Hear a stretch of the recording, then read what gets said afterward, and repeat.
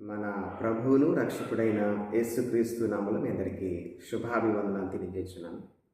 మరో కొద్ది కాల సమయంలో దేవునికి వాక్యము ధ్యానించడానికి దేవుడు ఇచ్చిన గొప్ప సమయాన్ని బట్టి మొదటిగా దేవునికి స్తోత్రాలు చెల్లిస్తూ ఉన్నాను.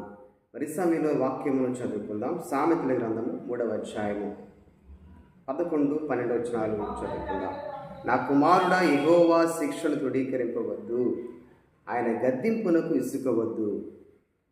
తండ్రి తనకు ఇష్టడైన కుమారుని గద్దించు రీతిగా యెహోవా తాను ప్రేమించు వారిని గద్దించును అని వాక్యం రాయబడింది. నా కుమారుడా, నా కుమార్తె, సహోదరి సహోదరులారా, యెహోవా శిక్షణ ఎప్పుడు కూడా మీరు తృణీకరించవద్దు.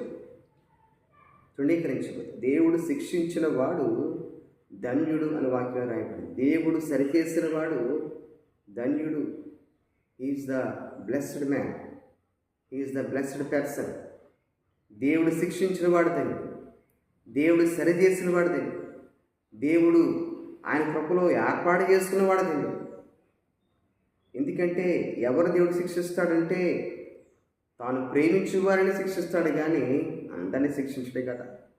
మన పిల్లలను మనం గద్దించుకుంటాం, మన పిల్లలను మనం సరి చేసుకుంటాం. ఎందుకంటే మన పిల్లల పట్ల మనకు ఒక ప్రణాళిక ఉంది, ఉద్దేశం ఉంది. మన పిల్లలను ప్రయోజకులు చేయాలి, అనేక మందికి ఒక ఆశీర్వాదకరం ఉంచాలి, రాను రోజులు మనకు మంచి పేరు తేవాలి తల్లిదండ్రులుగా అని మన బాధ్యత మనం నెరవేర్చుకుంటాం.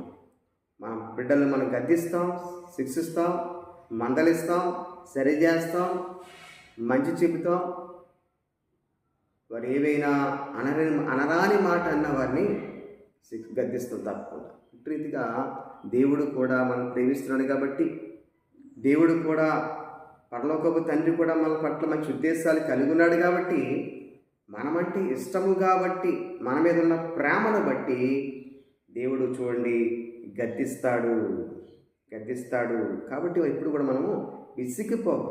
ఆయన గద్దించినప్పుడు మనం ఇప్పుడు కూడా విసిగిపోవద్దు. తాను ప్రేమించే వాళ్ళని గద్దిస్తాడు. ఆయన కూడా అందరినీ గద్దించడు. ఆయన ఎవరినైతే ప్రేమిస్తున్నాడో, ఎవరినైతే ఈ లోకంలో ఆయనకి ఇష్టలుగా మార్చుకోవాలనుకుంటున్నాడో, ఎవరినైతే అనేక మందికి ఒక దీవెనకరంగా ఆశీర్వాదకరంగా ఉంచాలనుకుంటున్నాడో, ఒక మాదిరి కర్మగా ఈ లోకంలో ఆయన బ్రతికించుకోవాలనుకుంటున్నాడో, ఆయన కోసం జీవించాలని ఆశపడుతున్నాడో, అటువంటి వారిని దేవుడు గద్దిస్తాడు, కానీ అందరినీ గద్దించడు. నేను గద్దిస్తున్నాడు దేవుడు, నువ్వు ఆయన దృష్టిలో ఉన్నావు, నువ్వు దీవించబడతావు, అనేక మందికి ఆశీర్వాదకరంగా నేను ఉంచాలని దేవుడికి మంచి ప్రణాళిక ఉంది.